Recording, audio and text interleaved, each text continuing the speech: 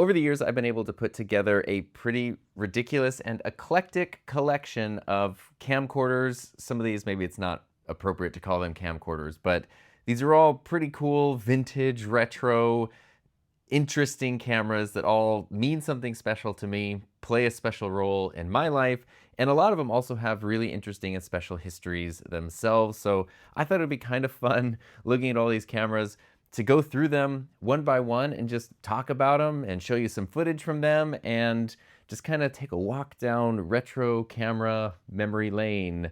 I did do some math that was actually pretty fun. And if I had purchased all of these new when they were released, the total based on the years that they were released would be $53,000 of camera gear. And then adjusted for inflation, you know, some of them, the oldest one being from 1989, the newest one being from 2013. So adjusting for inflation for all those years, it's just over $100,000 worth of camera gear.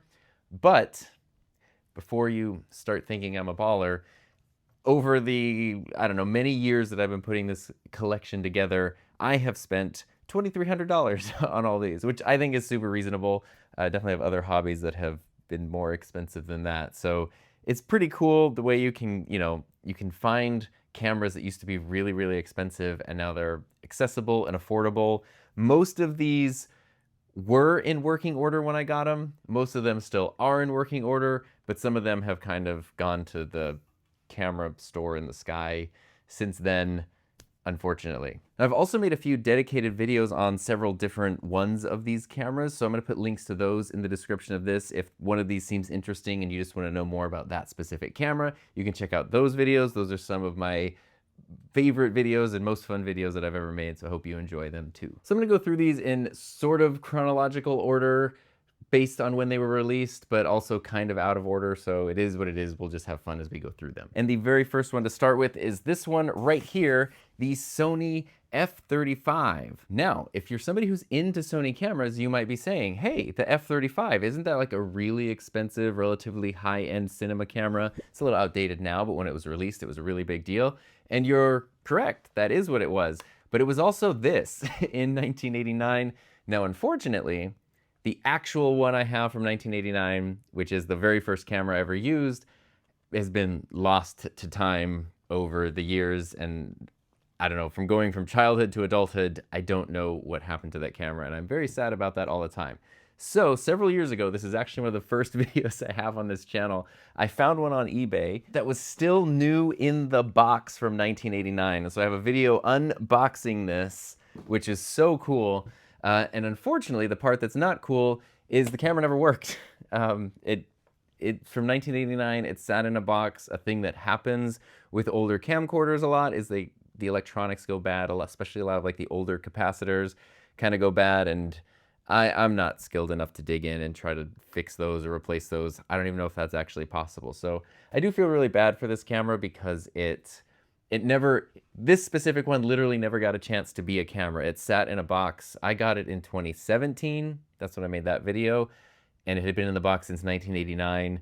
And it never got a chance to do anything to be used. It can turn on and then it's just sort of fuzzy static, but it can't do anything. It can't generate an image or output an image or record or anything, unfortunately, which is a huge bummer. But it's still really fun to have because I have so many memories using the one of these that I had. And just being able to like hold it and feel the buttons and everything, it brings back a ton of memories. I was born in 1985, and this is a camera that when it came out, my grandpa bought it and then in 1989, and then my parents would borrow it from him whenever we go on like vacations or something, or they want to do home movies or birthdays. Like my third birthday is filmed with one of these, and it's a camera that was around forever. When I got a little bit older, I would start taking it and playing with it and making stuff. And then when I got into like late elementary school, middle school, then my friends and I would take this camera and basically every weekend we would make movies with it. Every day after school I would do something.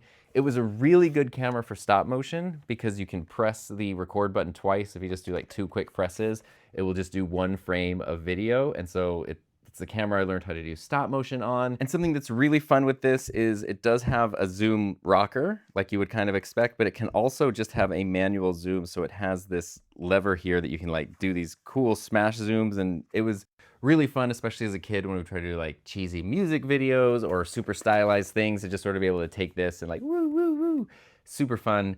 I wish I could plug this in and show you what that looks like now, because it was awesome. Now in 1989, this had an MSRP of $1,000, which in today's dollars is about $2,500. So when my grandfather decided to buy this, that was a very significant investment, but he was somebody who always kind of had cameras. And then he ended up getting another Handycam in 1993, which I remember because it felt very advanced. And this camera then got passed on to my mom. And then I just kind of took it over. And I very vividly remember like the day in 6th grade when it stopped being the camera that I could borrow and it started being my camera, because she was like, yeah, you can just have that camera. She wasn't using it for anything. I tend to take care of my stuff, so she was okay with that. And that kind of changed everything. So Sony F35. So 2 years after the F35, this camera was released, which is the Canon L1. I have a dedicated video on this because I firmly believe this is one of, if not the weirdest camcorder ever made. The Canon L1 had an MSRP when it was released of $3,200, which in today's value is $7,300. So you're spending over $7,000 to get this camera. And this is fascinating because it impacted not just Canon cameras, but video cameras and camcorders for many, many years to come. You can kind of see just the way that it's built. It essentially looks like there is like a regular old camera body also glued to a camcorder, and they're all just mushed into one really bizarre and really, really fun device. This is an 8mm, a high 8 camcorder, and essentially why this was such a big deal is right here. You have an interchangeable lens camcorder. So I would definitely not necessarily call this a consumer market camera, although I guess it was geared towards consumers, definitely more prosumers, low-end professionals. I'm sure in Canon's eyes, maybe more high-end professionals. This was now the first time you can not only change lenses on a camcorder, but that meant you could use incredibly high-quality lenses and get what looked like professional broadcast quality results from your 8mm camera. Now, I found this specific camera on eBay several years ago, and what's really cool about that is these are pretty much all broken. So I mentioned the F35 had bad capacitors. That's kind of something that really plagues the L1 specifically. Finding these is easy. Finding one that works is near impossible, and this one actually does work, and I was able to even get a replacement battery for it. So the battery doesn't last very long, maybe like 20 minutes, but it can run on battery power. It can actually record to 8mm. The only thing on mine that doesn't work, sadly, the lens works, but something in this is probably where there is a bad capacitor, something where the lens communicates with the lens mount just doesn't work. And so unfortunately, this lens is essentially frozen with like the aperture totally closed. So you can't see through it or do anything, which is kind of a bummer. But in the video I made for this, I kind of go on the journey of realizing that when I took the lens off and turned the camera on, there were still flashes of light. So that confirmed to me that the lens was the thing blocking out the light, but the camera itself was still absorbing light. And it is a bummer because this is a crazy high quality lens. It's so durable and so it's a really well built lens. I would love to be able to use this lens. It is an 8 to 120mm.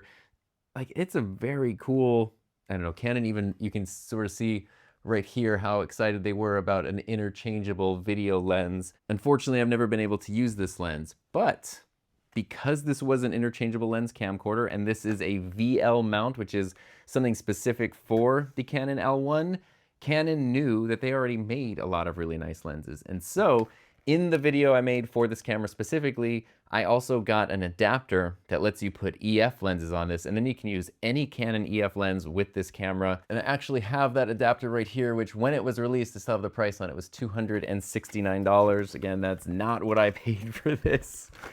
This is a really cool, very strange looking adapter. Not nearly as slick as other lens adapters that we might be used to now, but basically you take this, you pop it on here, and then you can take your EF lens and boom. Now you have an EF lens mounted on the Canon L1. This could be any lens. This is my 24-105.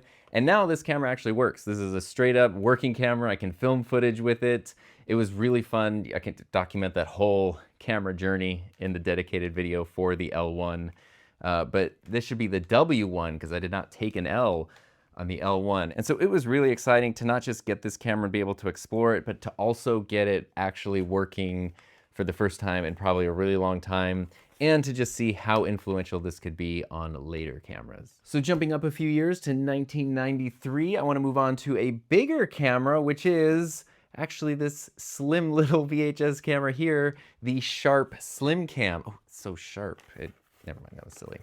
So the F35 I mentioned was a camera that my grandpa bought. That was my mom's dad. My dad's dad bought this sucker right here. So this was the 1993 grandpa cam that he had, which this slim cam was a bit more high-end in Sharp's lineup. And I recently kind of inherited this and collected it. My grandfather passed away way back in 2001, but this was just sort of left in family storage until several years ago, when then someone found it and was like, Tom likes cameras, give it to him or throw it away. And so I was like, yes, please, because I have very specific memories of, there was a period of time in the late 90s where my grandparents lived with us, and I kind of remember like sneaking around and pulling the camera bag out of the closet and just like looking at this camera because I thought it was the coolest thing. I thought VHS cameras were awesome because they were big, they would go on your shoulder. It really seemed like a real movie camera.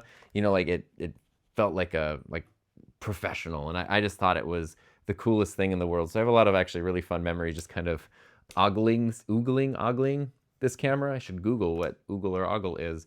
And yeah, the SlimCam basically though, this is a VHS camera. So, you know, put a full-size VHS tape in here. As with pretty much any VHS camera, it's intended to go on your shoulder. And it is pretty lightweight, and it is actually pretty thin. It's about as thin as it could possibly be while still actually holding a full-size VHS tape. And of course, you got all your controls on the side. The MSRP on this when it was released way back in 1993 was about $1,000, which in today's dollars is about $2,200. So there were less expensive VHS cameras available in 1993, especially because 8mm, maybe even high 8 at that point, was starting to become more and more popular. There's also VHS-C, which I actually never owned a VHS-C camera. To this day, I've never had one. And so VHS was kind of waning in popularity because people were preferring the smaller 8mm cameras. But this one specifically, the SlimCam, was one of the higher end ones in Sharp, as you can actually see. It even comes with an infrared remote control. So that is pretty cool. Unfortunately, with this one, I don't have a power source yet. So I'm not even 100% sure if it still works. I haven't been able to try it since I, got it a while back. It does have the original batteries, those nickel cadmium batteries. They don't work anymore at all, obviously. It does have a power supply, but it's missing a cable. So I need to find like whatever adapter it needs in order to work. I have a feeling it would still function because I don't see why it wouldn't, but we won't know for sure. And actually looking at this, there is a tape in here. Wow. Wait a minute. I don't know if you're seeing what I'm seeing here, but this camera's from 1993 and it has artificial intelligence. This is a VHS camera with AI in it. I don't know what that means, artificial intelligence. That's crazy. I've never noticed that till right now, that this is marketed as having some level of AI with it. What that means, I have no idea. What they were talking about in 1993, no idea. The next camera I want to look at is the Sony TRV37, which is a Handycam, an 8mm Handycam with a flip-out screen. So this camera I got in the year 2000, the very futuristic year of the year 2000. And unfortunately, this one is not my original one. Got stolen from me in college, and that was 20 years ago, and I'm definitely not still bitter about it. So in 2012, I rebought it because I wanted essentially a VCR to play my old 8mm tapes, and I thought, hey, why not buy my camera, like rebuy it so I can have it, because I really like just the tactile sense memories of being able to use this stuff. And this camera worked great.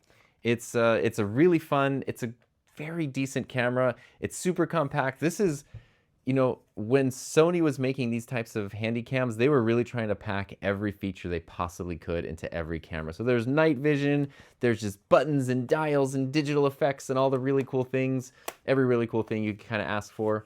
Unfortunately, this one just recently stopped working. There is a standby lock switch, so you turn the camera on here. So I have a wide angle lens adapter on here because that's what I used to use a lot when I had my camera in high school, and that was really fun. It's, again, the year 2000. What's really fun with this camera is a built-in lens cover, so you can put it into standby, the lens opens up, and then on the back, as with many camcorders, there's a standby lock button. And so even when it's on, you can flip it into standby, the camera will turn on, you can lock it, and then it will turn off. So it's a quick way to turn it on and start recording. Unfortunately, something happened internally. I don't know, probably a bad capacitor or something, where it is just stuck in lock mode no matter what. So even when I flip this switch, the camera part never turns on anymore. The tape mechanism was also getting pretty weak. So this camera was 12 years old when I got it 13 years ago. So that's kind of cool. I've had this camera for this specific one for most of its life. And it worked great literally up until sometime this year. It just kind of gave out. So unfortunately, it no longer works, but I've used it in videos on this channel in the past. It's a really fun camera. I'm definitely not getting rid of it just because there really are some super, super great memories. Now, when I got mine back in the year 2000, it was actually a gift from my mom right as I was starting high school. It really meant a lot to me. There was I was kind of going through some hard times, and it was a really cool gift that made me really happy and excited. And the MSRP back then was $400. So that by itself is a pretty significant investment to make for an incoming high school freshman. And in today's dollars, that is about $750. So super nice gift and a camera that I used. I put so many hours into this thing, and I was very, very sad when mine got taken from me. That's, again, something I'm definitely not still bitter about all these years later. It's very nice to have another one. Bummed that this one died, but it got a lot of life and a lot of use, and it's still physically in really nice shape, so it's a fun memento. Now, as sad as I was to lose my Sony TRV37, at the time that happened, I was in college, I had a couple part-time jobs, and I decided I wanted to invest a pretty significant chunk of money that I had saved up into my very first digital video camera, which is the Sony HC42 MiniDV camcorder. This had an MSRP at the time of $800. So in today's dollars, that's $1,300. $1,300, way more money than I had in college. So luckily I found a decent sale at Best Buy, and I think it was closer to $600 that I paid for it. And I was so nervous, so nervous spending that much money on this camera. So this was the first time I had a digital video camcorder, which meant now I could import footage onto a computer and edit it there, which was, you know, mind-blowing and felt like the future. So I had an old version of Adobe Premiere on an old PC, and that's what I would try to edit videos with and have fun with. This camera is so cool because it's so small and it's so compact, and it's still it can even do widescreen. If you kind of notice, the LCD screen is 16:9, so it's not a high definition camcorder. It's still standard 480p, but it's small, it's compact. There's even a really fun microphone that's kind of similar to the Sony ECM B1M microphones that they still make now that you can mount on here, and it's sort of like this really cool stereo mic.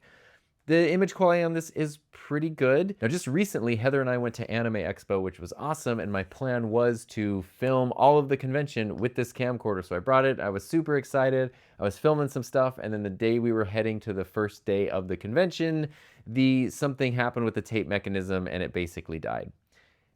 Which is a huge bummer, because that was gonna be a super fun video, and this camera's never had any problems in the time that I've had it, but I think something inside just gave out, and it just can't load a tape properly anymore, unfortunately. Now, the good news is it does still output an image. So even though I can't record to a tape or load a tape properly anymore, I can still connect this to, converters and digital recorders and things for streaming or whatever if I want to use it. So it's not totally out of service yet, still generates an image, can still be really fun to use.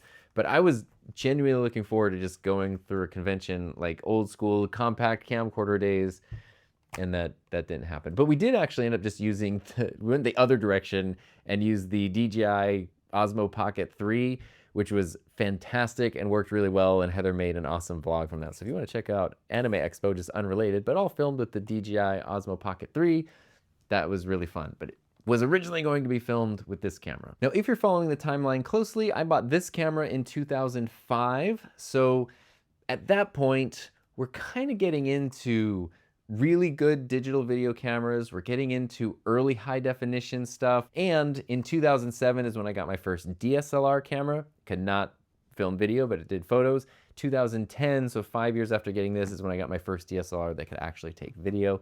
And that kind of changed everything there. So this was really the last camcorder that I bought for the purpose of being my main video camera. After that, everything kind of moved over into DSLR cameras, and eventually mirrorless cameras. So a lot of the cameras that we've talked about up until now, other than the Canon L1, have been sort of like my actual utilitarian. These are cameras that are fun.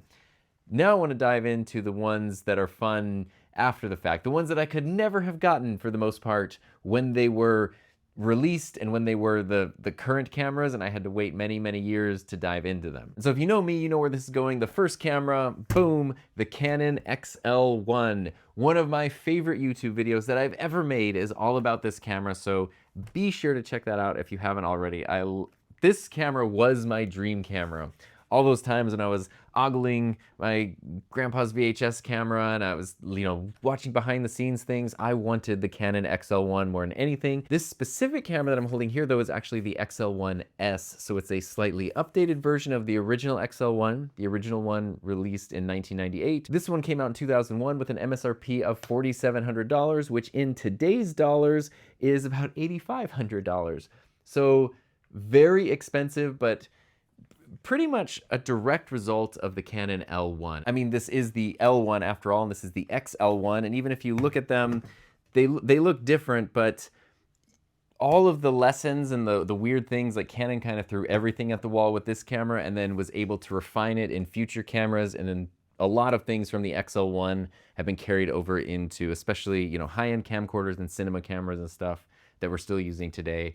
I still wish Canon would make just a 4K version of this, because I would definitely 4K over the cash to buy that instantly. I'll take out a loan, max out a credit card, whatever. I really want a 4K XL1. But the reason I love the XL1 so much is because it did have the chance to change out lenses. It had the XL lens mount, which was a little more varied and versatile than the VL mount that the L1 had. And it's a MiniDV standard definition camera. There was a high definition version that came out several years later, but I've never used that one. I don't know much about it. This was the one that I was pretty obsessed with. And so finally, as an adult, I was able to go on eBay and buy one for a couple $100. And then actually just a few months ago, there's one XL1, but now there's two XL1s, but it's not the XL2. So somebody who watches the channel, which I really, really appreciate, was kind enough to reach out and say, hey, I've had an XL1 since it was my main camera. It's just kind of sitting in a closet. It's never really going to be used again. Turned out they were relatively close to me, and they just gave it to me, and I said I'd be sure to use it, appreciate it. I've used it in a couple videos so far. So it's pretty cool to have not just one, but two Canon XL1s. If I could show this to myself in high school, his brain would just explode. And because this is something I never thought would happen. And both of these work perfectly, and they came with really cool accessories. Each one of them actually came in its own giant metal case. I have two of these cases, which is, maybe overkill, some might say. But this is a very cool case that can hold everything, everything that goes with the XL1, and then it can also kind of like strap the camera in and hold it very securely, which is pretty awesome. So the XL1, still a great camera, super duper fun. It is funny though, because as good as this looks, any phone is gonna get way, way better image quality than the XL1. And that's been true since, I actually did a video about this too. That's been true since about 2008, 2009 is when phone technology kind of caught up with this and then exceeded it. So if you try to like take this into a venue, people are gonna harass you because it looks like you have this big professional camera. Meanwhile, everyone's walking in with phones that can capture way better audio and video and no one looks twice, but this is way cooler looking and just super, super fun. So the Canon XL1, dreams really do come true, I guess, is the moral of this story. And it is really impressive. The issues that I've had with other cameras and things dying, the fact that both of these still work perfectly. Every feature works. They're super reliable, super fun. both of them, I think is really impressive. But if you didn't have the budget for the Canon XL1, or you just didn't need that giant camera with an interchangeable lens, then you had a different option, which is the Canon GL2. There's also GL1 and GL2.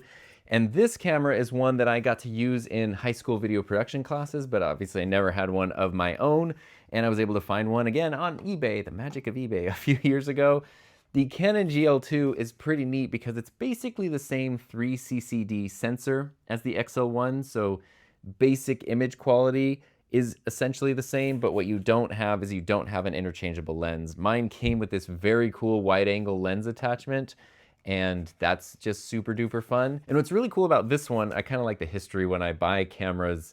Where do they come from? This one was in perfect shape, came with every original accessory and a bunch of other really cool accessories. I guess the person who bought this originally got it to record court depositions because they were a lawyer or worked for a law firm or something.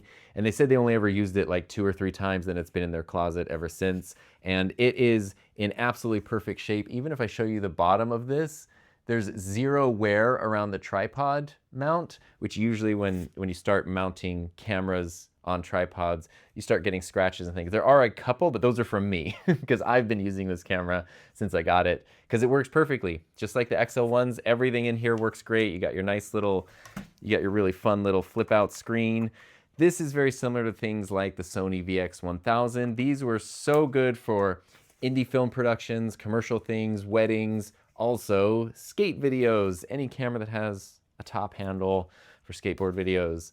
It's really, really fun. And the GL2 was released back in 2002 with an MSRP of $3,000, which in today's dollars is about $5,300. So pretty significant investment, but for small production companies or, you know, wedding filmmakers and things, very, very accessible for pro level broadcast image quality. Oh, and it has this very, very satisfying little secret panel for the controls up here. I always love when cameras have this. And of course you got all your top handle controls. I should just do a separate dedicated video on this because it's a really fun camera and super cool.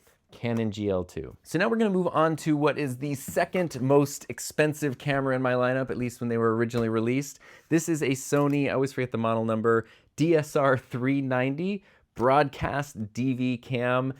My very first job was working at a local news station back in 2001, and so we got to use a lot of these types of cameras, and they are, you know, the XL1 was my dream camera because I thought it could potentially maybe one day be attainable if I got a job and saved and worked really hard. These, I never thought I could ever possibly own one. They're, you know, only like TV stations and movie studios and things could own one. And so several years ago, magic of eBay, about $400, I got this perfectly working Canon Sony DSR390, whatever model number this is. This camera works perfectly and it is super low hours. So on cameras like this, a lot of times the way that they're measured is the tape head is measured in the number of hours used because then you need to do maintenance after like 1,700 or 2,000 hours.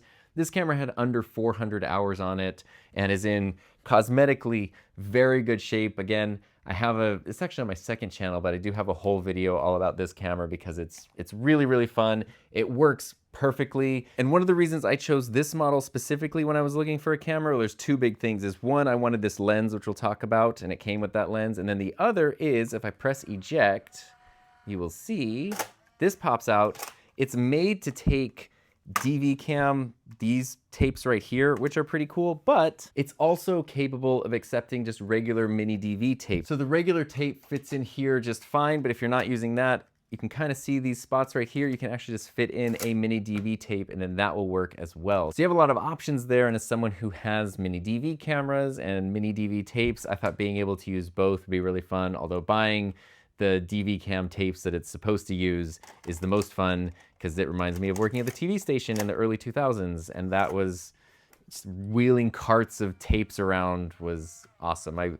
One of my first duties as intern before I could do the fun stuff like going out with photographers and stuff was to go through the library of beta tapes. They just had like archives of it and just go through and watch everything and catalog every bit of footage on every tape from like the late 80s to the late 90s that was archived. And then they were switching over to these tapes and these cameras in the meantime.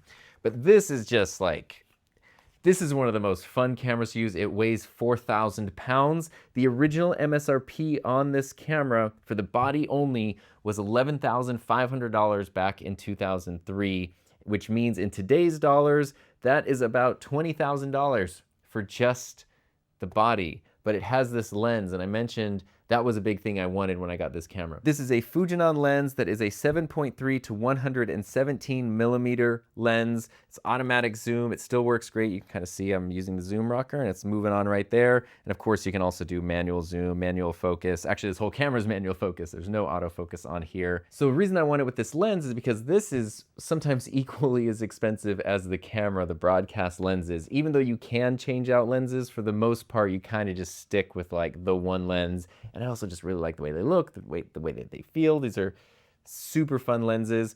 The MSRP for this camera with the lens back in 2002 was $20,000. So that means in today's dollars, the camera and the lens combo would be about $35,000 just sitting right here. But again, I got it for 400 bucks like 4 years ago. So I did not spend $35,000 on this camera, but it is just so much fun. You don't have a flip out screen, you just have a black and white viewfinder, and then everything is manual focus. But you've got all of your really cool, super pro level controls and gizmos and audios. And if you're someone who's interested in cameras at all, I strongly encourage you to just go to eBay, look for a working broadcast camera like this and just have some fun with it, because when would you ever normally get that chance? It doesn't matter if you have an actual practical use for it. There's a lot of awesome cameras like this that are just sitting in storage, not getting used, melted away. And if it can bring you joy and you can use it and make stuff with it, you totally should, because you can get a $35,000 camera for 400 bucks now, and that is awesome. And now moving on to the penultimate, the second to last camera in this journey. This is the Red One. And yes, I know the camera is black, but this is the first red camera. I have a whole video about this camera specifically. This is a 4K camera, meaning it can actually shoot 4K video, released in 2007. So that's pretty early. I don't even think the high definition XL1 had been released yet. Maybe it had barely been released at that point. And this camera's over here doing 4K. But you are 4K'ing over a lot of cash for that to happen. The body of the Red One had an MSRP of about $17,000, a little more than that, and you still have to buy your lens, you have to buy all your accessories. This is a full-on cinema camera, so you have to rig it out with monitors and batteries and memory, which is insanely expensive, especially if you know anything about red memory, and especially red memory in the 2000s, 2010s. It's not a cheap thing. You do have different lens mounts on here, so I actually have a Nikon mount on here now, and I have a 35mm Rokinon lens, so super cool there. This camera, I have a dedicated video all about this, so if you want to see what this footage looks like, and so this camera still looks awesome, and it can record 4K. It just takes a lot of work. It's a camera that's not intended to be used by one person. So when we look at something like the Canon XL1, or even something like this, if we want to go in like the super professional, this is professional television, this would be like professional movie and filmmaking, is kind of the intended audience.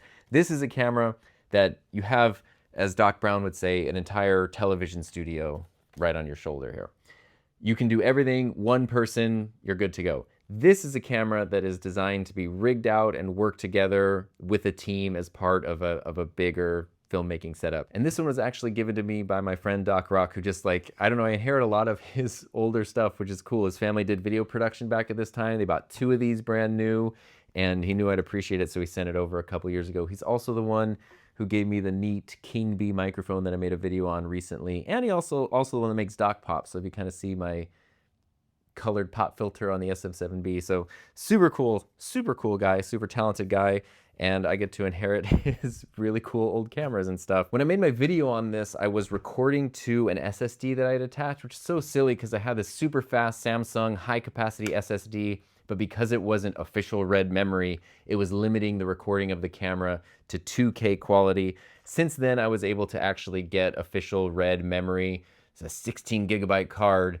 and now, even though it's only 16 gigabytes, it does unlock the full 4K recording capabilities of this camera. So now I can actually get the maximum resolution just like it was intended to give, which still looks fantastic. It's kind of like, if you've used a Blackmagic camera, like one of the 6K or 6K Pros, there's a quality of those cameras that just is special.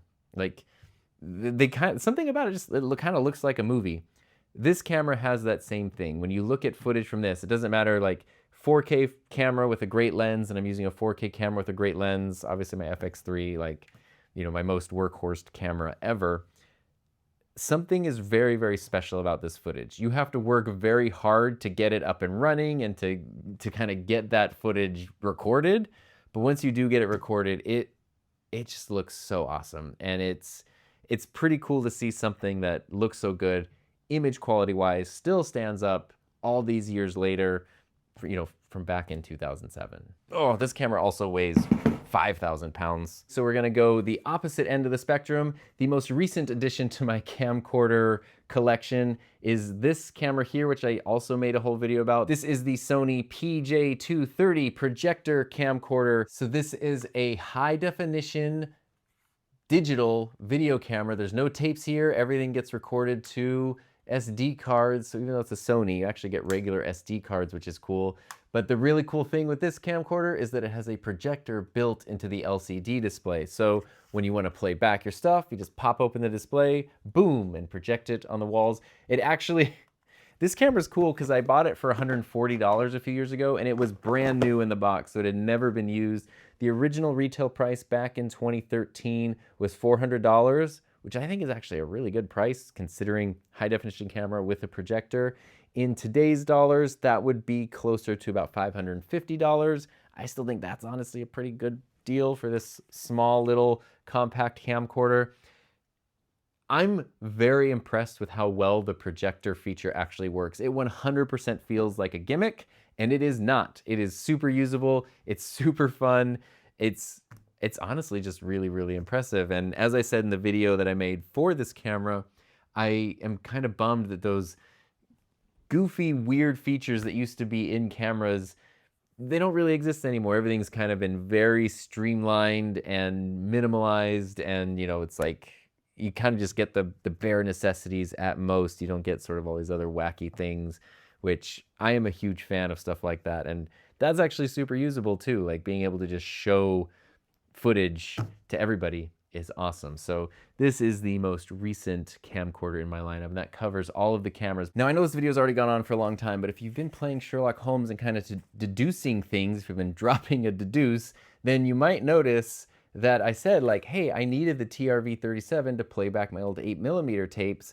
and I mentioned that this camera is broken. I have a whole bunch of 8mm tapes. Most of them have been digitized, but not all of them, so I do always want a way to play them back. So when this camera broke, I thought, oh, it means I need to go buy another Handycam and be able to digitize some tapes. But then I thought, why do that when the tape mechanism seems to be the most delicate part? Because it's just one of many parts of these cameras, why not buy something dedicated for that specific purpose? And so that is my dramatic introduction to something I've been wanting to make a dedicated video on for a long time, which is the Sony Video Walkman. This is the GV-A500. This is just a portable VCR, an 8mm VCR. It has a screen, look at this giant screen, and all it does is play tapes. But because all it does is play tapes, that means that's what it's intended to do, and it's significantly higher quality. This is, again, something I really wanted as a kid. This price for this thing was really expensive. It was released in 1995 for $1,300, which would be $2,700 now, and all it's intended to do is play 8mm tapes. So you can plug it in, or you can take one of the Sony NPF batteries, which is still like a modern type of battery. You can open it up, you power it on, and then you've got your little 8mm player. And if you want to eject, it just pops out, pop in your tape, and you're good to go. Oh, there's a tape in here. So now I can press play, and I have an image on here of some sensor cleaner. This is actually footage from the Canon L1 when I was testing it out and first attached a lens to it. So this is Canon L1 footage, and it's using my Canon 24-105, which is why you got this awesome depth of field, like shallow depth of field on an old camcorder. But here you go. Now I can walk around and play videos and take my home movies with me wherever I go. So this is the Sony Video Walkman, which is very cool. Something else, a reason I also want to make a dedicated video on this is because I just think it's really cool. I love the design and the functionality of this. It's something that I wanted when I was younger, but it was also just like, that is way too indulgent. There's no need for me to ever try to save up spending that much money, which, by the way, still got all the stickers on it. I used to hate it when cameras and stuff came with these when I was younger, but now they're like such great, like it's a great trip down memory lane. But if we look at this, there is an infrared receiver here. This is for a remote control. On the back, there's another one that's actually not for a remote control. So I actually went back and looked through Sony's accessory guide and then found this. This is the Sony Super Laser Link, and it's still packaged. I don't know if you can actually even read it on here. There's a Best Buy label. $149, I believe, is the price that it says.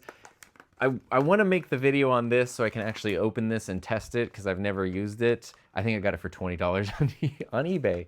eBay is great. But this is basically a cordless IR receiver. So in theory, what you do is you connect this to your TV, and then it has this big kind of part here that receives IR signals. I don't know how it works. This thing, then you hang out with it, and now the transmitter in the back here sends a signal here, and then wirelessly you can play back your footage on your TV. So somehow, this is from the late 90s. This was released in 1995. I think this was 98 or 99.